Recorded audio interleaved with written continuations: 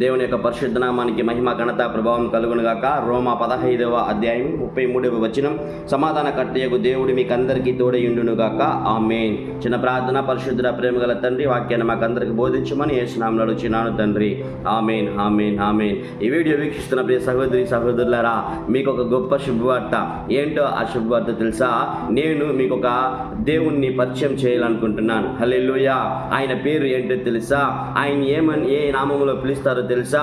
భక్త పౌలు పిలుస్తున్నాడు. ఏమని పిలుస్తున్నాడో తెలుసా? సమాధానకర్త. హల్లెలూయా, హల్లెలూయా.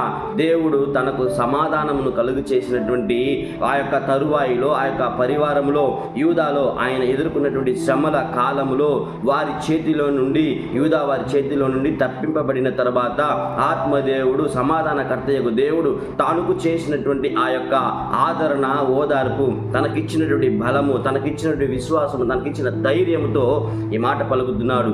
సమాధానకర్తయగు దేవుడు మీకు కూడా సమాధానం ఇస్తాడు. నాకు సమాధానపరిచినటువంటి దేవుడు, నన్ను సమాధానపరిచినటువంటి దేవుడు నా ప్రాబ్లమ్స్లో, నా కష్టంలో, నష్టంలో, నా యొక్క శ్రమల్లో, నాకు విరోధముగా లేచిన వారి పట్ల దేవుడు నన్ను సమాధానపరిచినట్టు మిమ్మల్ని కూడా సమాధానపరచని తెలివిగా మాట్లాడుతున్నాడండి. చివరిలో ఆమేన్ అంటున్నాడు. హల్లెలూయా. అలాగే జరుగునుగాక, అలాగే అవునుగాక అని. హల్లెలూయా.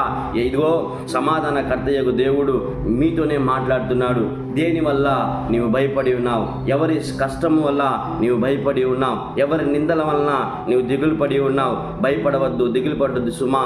ఇదిగో నా ప్రియ సహోదరి సహోదరుడా, దిగులు పడి ఉన్నటువంటి, భయపడుతూ ఉన్నటువంటి, ఇదిగో నీతోనే ఆత్మదేవుడు పలుకుతున్నాడు. భయపడవద్దు, సమాధానకర్తయగు దేవుడు నీకు తోడై ఉండునుగాక. హల్లెలూయా.